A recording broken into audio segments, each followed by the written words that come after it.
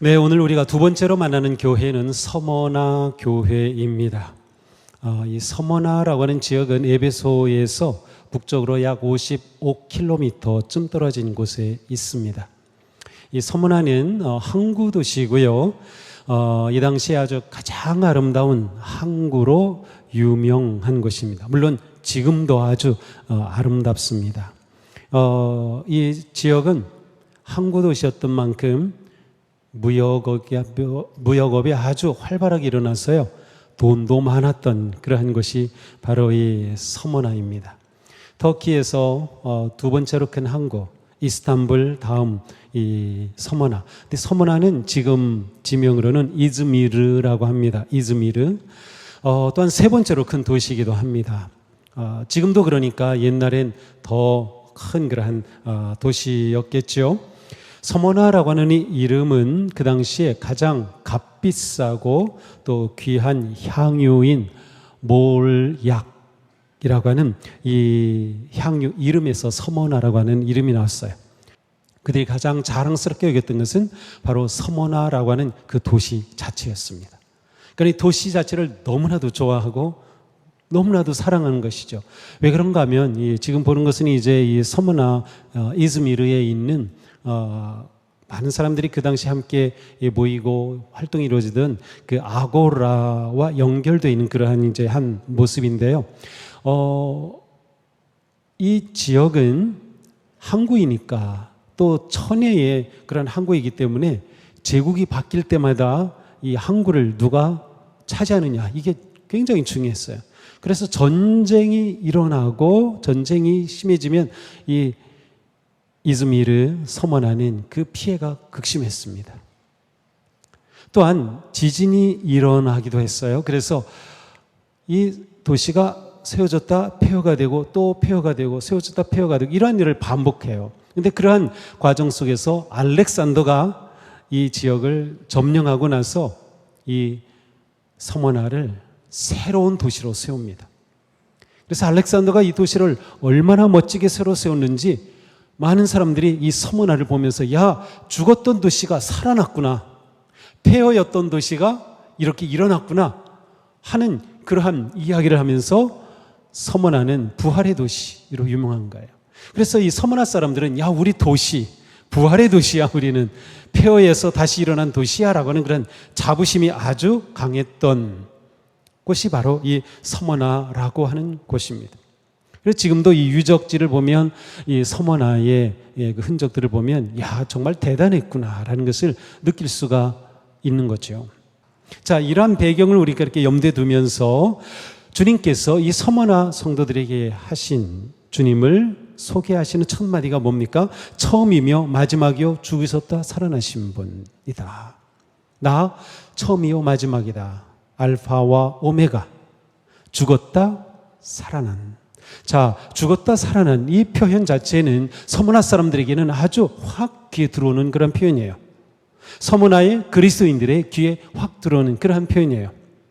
바로 죽었다 살아난 도시에 있는 그리스도인들이죠. 그런데 주님께서는 너희 도시가 죽었다 살아난 게 자랑이라고, 그러나 진정 부활의 주는 나다라고 주님이 자신을 이렇게 소개하는 것입니다. 나는 역사의 주인이야. 나는 부활의 주다라고 하는 것을 그들에게 말씀하시는 것이죠.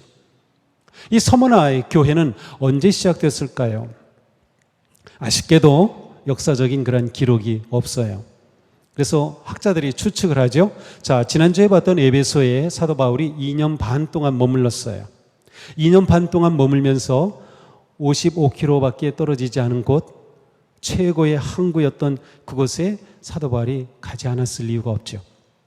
분명히 갔을 거다라고 생각하면 아마 바울이 그곳에 가서 복음을 전하고 그렇게 교회가 시작되지 않았을까라고 추측할 수 있고요. 아니면 바로 이렇게 편지를 보내고 있는 사도 요한이 목회했던 교회이기 때문에 사도 요한이 이곳에 교회를 세웠거나 아니면 요한의 제자가 이곳에 교회를 세웠을 가능성이 있다. 이렇게 보통 생각하고 있습니다.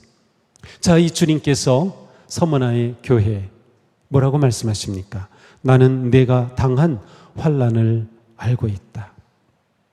자, 서문화교회 성도들에게 주시는 첫 마디가 내가 당한 환난을 알고 있다라는 거예요. 우리는 이 말 이렇게 들으면 그런가 보다 할 수 있지만 이 한마디가 서문화교회 성도들에게 말할 수 없는 위로와 격려가 된 거예요. 이 한마디. 너희가 당하는 환난을 내가 알고 있다. 자, 여기서 환난이라고 하는 단어는 그 당시 죄수에게 고문을 하던 그 한 가지 방식을 의미합니다. 원래 여기서 말하는 이 환난이라는 단어는 압박, 아니면 압력, 짓누르는 이런 의미가 있어요. 무슨 고문인가 하면 죄수를 딱 눕혀놓고 그 위에다가 무거운 돌을 얹어놨습니다. 짓누르죠. 숨을 쉬기가 힘들어지죠. 또 돌을 올려놔요. 또 돌을 올려놔요. 결국 질식하여 숨을 쉴 수 없이 죽게 되는 그러한 고문이었어요. 참으로 참 악랄한 그러한 고문 방법이죠. 자, 이 단어입니다. 이 단어. 그러니까 서머나 교회를 짓누르고 압박하는 무게가 있는 겁니다. 주님께서 그거 내가 알고 있다라는 거예요. 아, 주님이 우리가 당하는 이 무거운 무게를 알고 계시는구나 라고 이 서문화의 성도들은 이 편지를 받으면서 너무나도 힘이 되었겠죠. 자, 그 짓누르던 환난이라고 하는 것이 무엇일까요? 첫 번째, 서문화교회를 짓누르던 그 환난은 바로 박해입니다. 이 당시 모든 교회는 로마 제국 아래에서 다 박해를 받았어요. 그런데 특히 서문화의 박해는 심했습니다. 서문화에서의 박해는 보다 공격적이고 굉장히 잔인한 것으로 기록되어 있어요.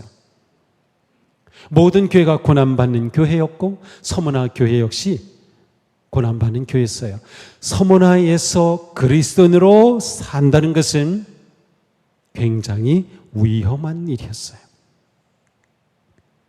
우리가 지금 그리스도인으로 사는 일이 위험하진 않죠. 위험하신가요? 육체적으로 아니면 사회적으로 위험하진 않죠.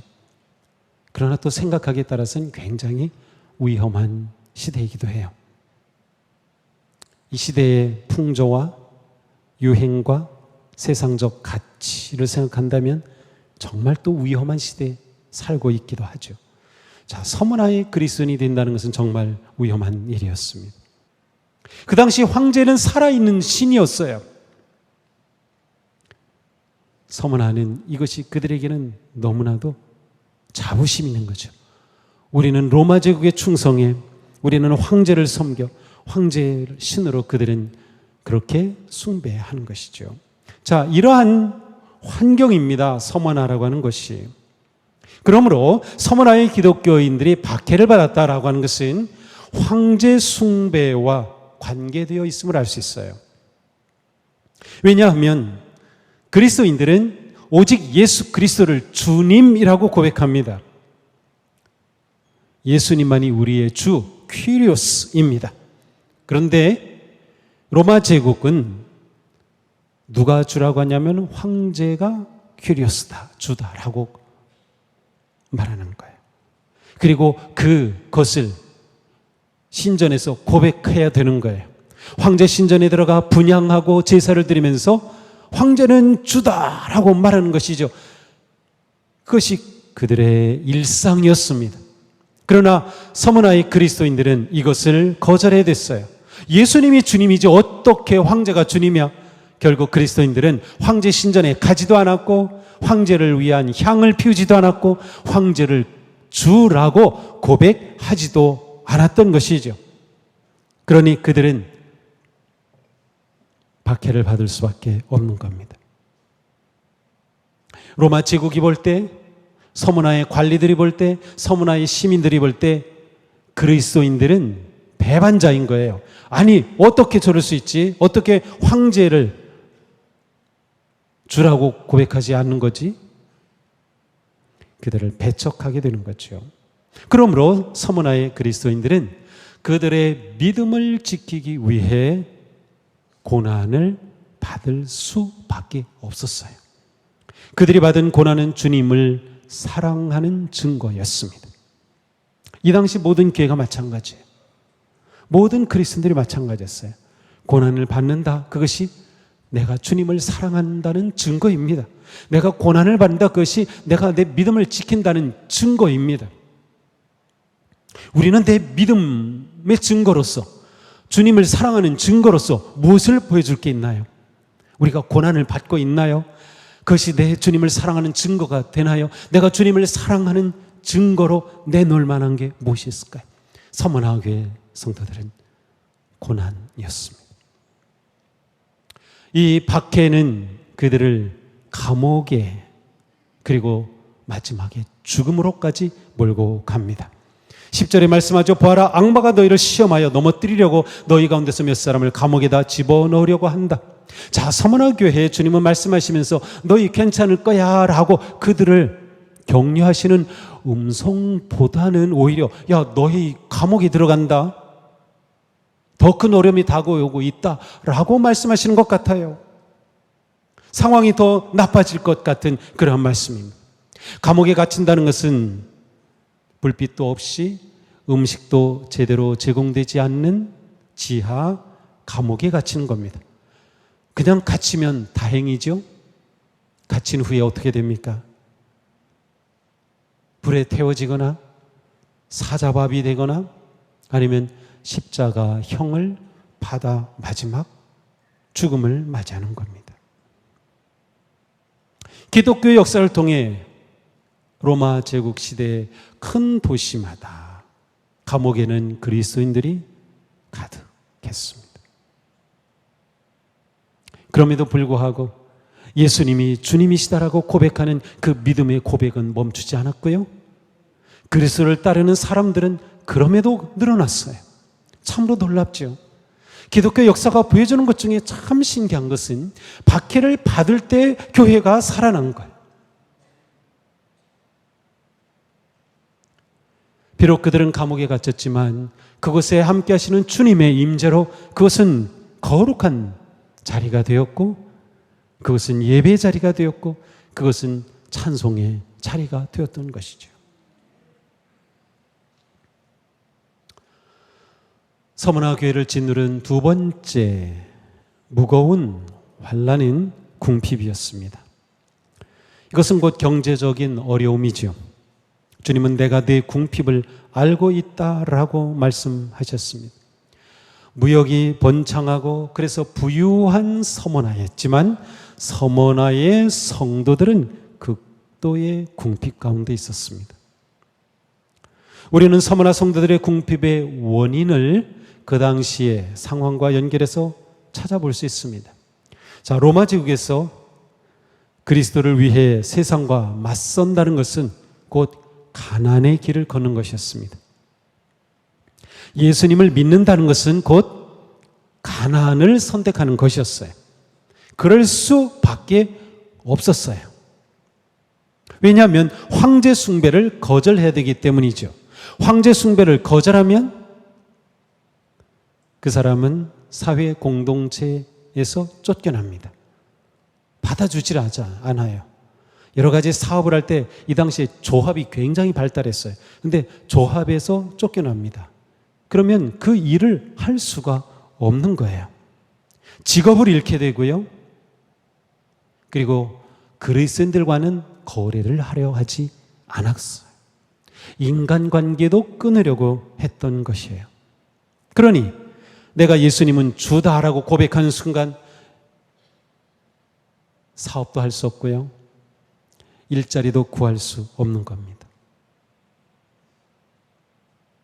이게 예수님을 믿는 믿음의 결과였어요.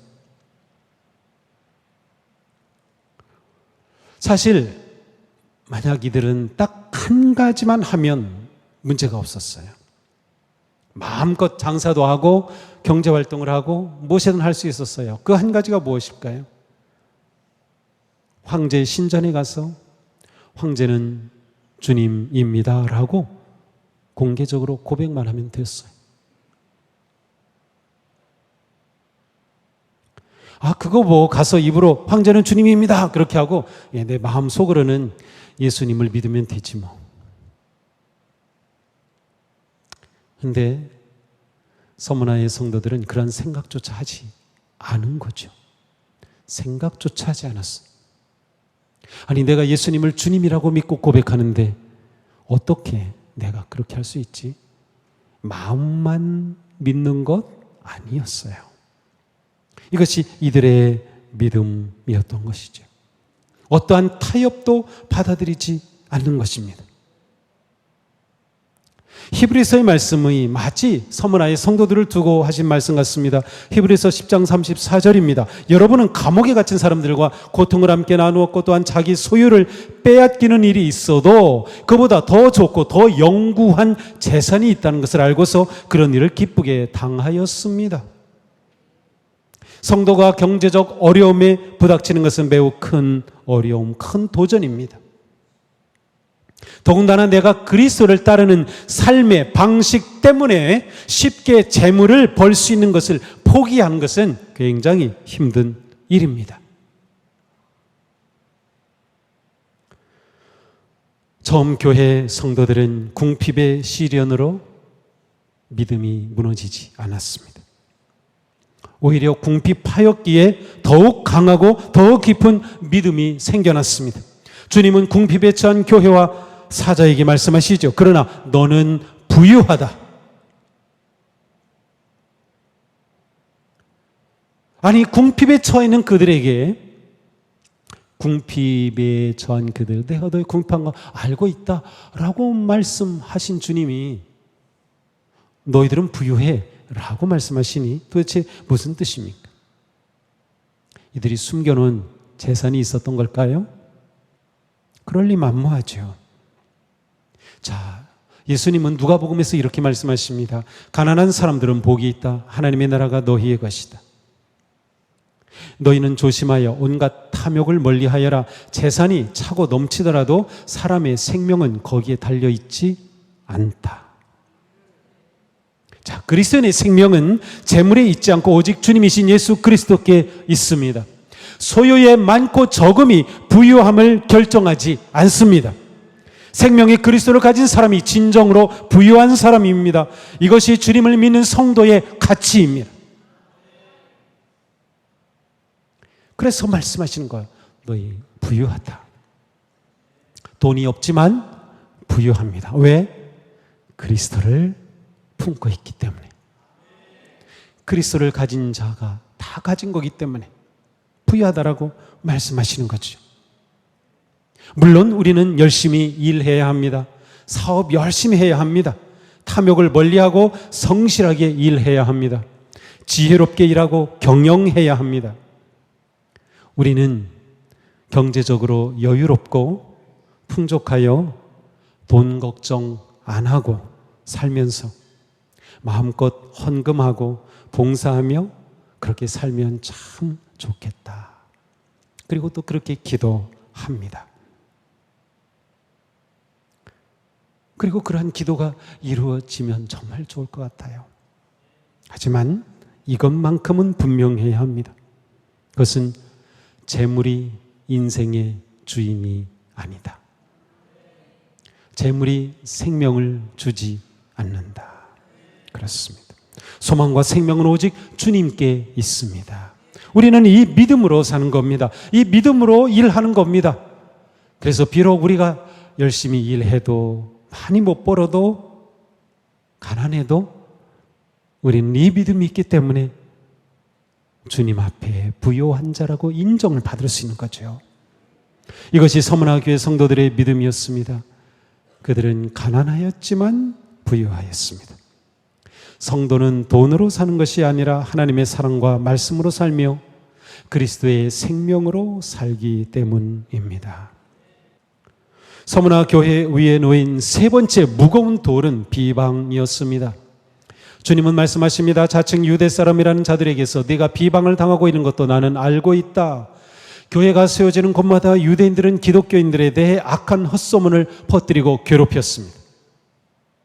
비방이라고 하는 단어에는 모함, 모독이라고 하는 의미가 들어있습니다. 서문화의 그리스도인들은 적대적인 유대인들로부터 거짓 비난을 받았으며 모독을 당하였습니다. 주님은 이렇게 비난하는 자들을 가리켜 사탄의 무리라고 하였어요. 악마라고 표현했어요. 마귀의 특징이 뭡니까? 중상하고 모략하고 잠수하고 모함하고 모독하는 것이죠. 서문화의 그리스도인들은 유대인들의 헛된 비방과 중상으로 깊은 상처를 받고 있었습니다.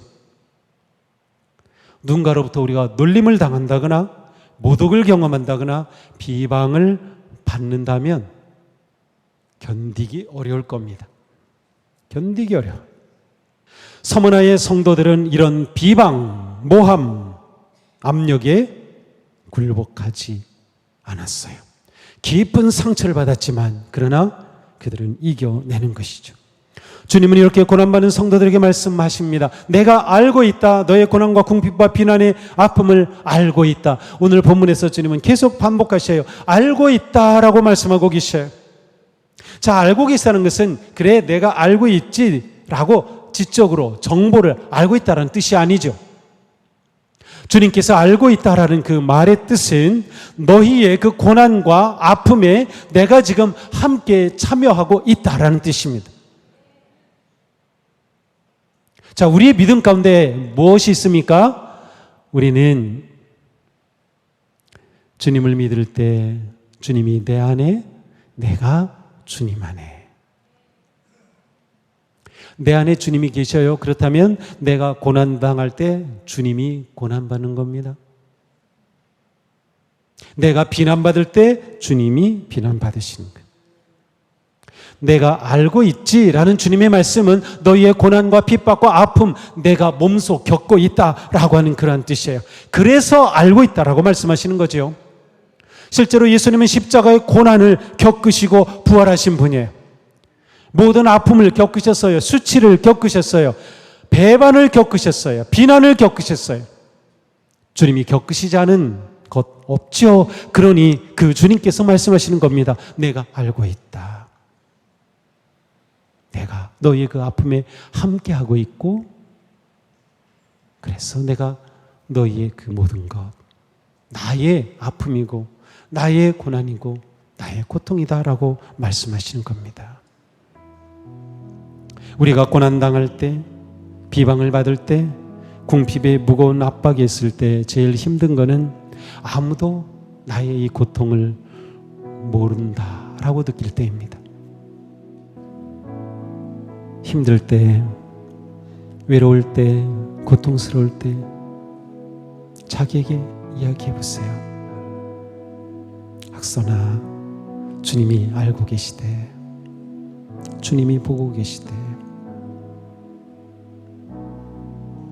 주님이 아신다는 것은 또한 주님께서 인정해 주신다는 의미가 있어요. 너희가 당하는 그 고난 너희 잘하고 있다. 주님의 인정입니다. 사랑하는 성도 여러분, 삶에 밀려오는 두려움, 위기, 고통, 아픔 중에도 나를 아시는 그 주님을 바라보시기 바랍니다. 그 주님을 의지하시기 바랍니다. 우리는 이 믿음을 가지고 승리할 것입니다. 생명이신 주님을 붙잡고 담대히 나아가시기 바랍니다. 주님 우리를 알고 계시니 이제 우리 괜찮습니다. 주님 아시면 되지 않았어요?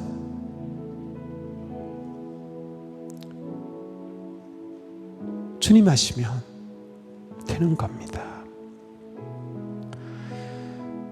예수 그리스도를 따르고 닮고 예배하는 삶, 나를 아시는 주님 바라보며 끝까지 승리하기를 축복합니다.